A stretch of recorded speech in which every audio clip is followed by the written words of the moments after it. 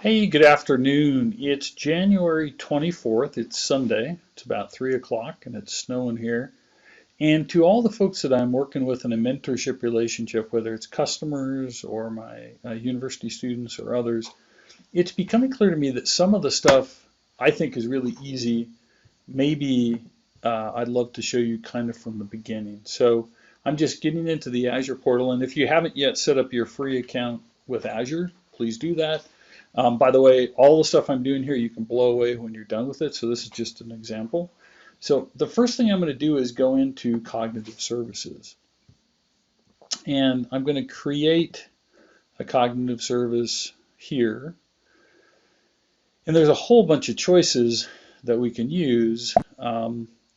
But I'm probably just going to do AI or machine learning. And I'm going to start with the simplest one, which is creating a web app bot. I'm going to call this Bob Test Bot 99. Okay. And I'm going to use my cloud storage account. I'm doing a recording right now, so that's important. And now I'm just going to go ahead and there are some automation options here. Okay. And it also says what app service plan. Now, the app service plan right now is just the default. This is really just a test service account. So go ahead and create this. It's going to validate, make sure I got everything right. Now, I might have got a few things wrong, but if I did, it will check my validation here. And then as I look up here, I'm looking at the deployment. Looks like I had an error fetching my tenants. I was doing part of this down at the Starbucks taking a break here, but looks like the network was getting hit pretty hard with the rest of the university students around me. It's nice to see everybody working in a snowstorm. So I'm looking at my deployment in progress, which is good, and I'm going to pause for a minute and wait for that to occur, and then we'll get back to it. By the way, while I'm doing this activity, I'm also going to start up a DevOps starter service.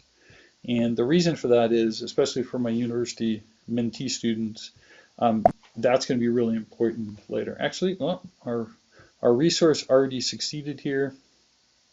And so what's interesting here is that we've taken bots, which used to really take a lot of heavy coding, and just made them a whole lot easier. So if you look at the bot framework, we've got the design guidelines, we've got the build blade. We can test this with an emulator, try out our web bot, learn about publishing it to Azure. And then the other thing that's really important is thinking about all of the things that we can do with a bot. So as we build our bot. So I'm going to go ahead and start just with building a bot. And the good news is that we can use different services. And I want to take a moment to talk about the different services. So LUIS, which is language understanding, right? And there's a bunch of sample code here. This is a bot that you can use in C#, Java, Python. This is basically natural language processing. And so what we're trying to do with a LUIS bot is really, interestingly enough, I'll go ahead and refresh this. We just go to the LUIS dot, and it's www.lewis.ai. I'm going to go ahead and log in using my Microsoft login, and it will start building, and it says which one do I want to use. I want to use my authoring one. I'm going to actually use just a temporary. This is going to be LUIS wrap bot 99. Done. And the thing about LUIS that is so fascinating is LUIS takes so much of what we know about language understanding. And so, for instance, if we say, what time would you like to put time on the pizza? Someone who understands English language, and by the way, we can do this in 120 languages, would know that time is an verb, and time is also time, right? So I'm going to call this time pizza. And what's interesting here is that then we say, what's the app culture? That's going to be just a demo. And it says, what kind of Lewis service do you want to use? And I said, well, a resource for prediction sounds good. Okay, whoops. It says, oh, try that again. Do the new app one more time. So I'm going to call it time.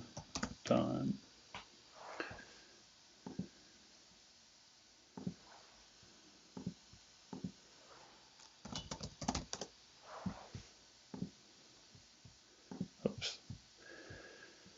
And while I'm working on that Lewis interface, there's also something called Q&A Maker. And again, Q&A Maker is that, and for folks, for the senior project that you guys are working on that you're now in week 2 of, Q&A says we want to build a set of questions and answers. And if you actually think about the ordering at the coffee shop, it's going to be, we've got a process of welcome, come in, get your drink, get your ingredients, get your add-ons, maybe whatever exception handling. Do we have the right greetings? Because again, this is about culture more than anything else. So this is where you know a bunch of things about questions and answers. You can preload these. And so this is also a no code piece, which is very nice. Again, probably not as important for no load. Let me look at the manage preview here. And so I want to make sure that you're looking at the Q&A Maker, right? And basically how you go through Q&A Maker. And again, I'll take you back to just the Azure portal, right? But this is a way that we can do something very, very simply when you want to do a prototype, and you guys already have a core prototype. So these are 2 ways to think about it. By the way, for what you guys are doing right now, probably Q&A Maker. And then the final thing I wanted to show you is just the documentation for the cognitive services. And the reason I want you to see that is I wanted you to see what you had available to you and the APIs. And I typically go down into resources, right? But I wanted you to see at the high level, what are the cognitive services? So these are pre-built cognitive services that do different things, and we've already done most of the heavy lifting for you. So if we think about these, computer vision, custom vision, face, form, most of these you're probably not use. You are, by the way, going to use the speech service, right? So in the speech service specifically, you're going to be supporting potentially speech to text and text to speech. You may be doing speaker recognition, though I don't think so. And text to speech, interestingly enough, is one of the key features that we're going to need to call with a quick start. So there are some samples here, both REST APIs, SDKs. So if you look at the text to speech samples, that calls a GitHub repository, and we're supporting English and French, okay? So I just wanted you to know where to go for documentation. That's important. And then also just broadly what services you support. I suspect, by the way, that you're going to be using Q&A Maker. You'll probably be maybe using Translator. Probably, I doubt you'll be using the vision stuff.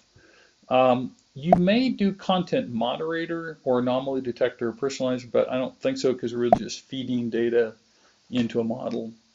And then you will use some cognitive services, potentially the search stuff, and that's around location. So if you look at the search pieces, we may want to do a web search. We may want to do an auto suggest spell check, even the local business API to find the local coffee shop. So these are the references. Here's the SDKs. Just stuff I hope is useful to you. Hope you're having a good Sunday. Reach out if you have any questions. Thanks, team. Bye-bye.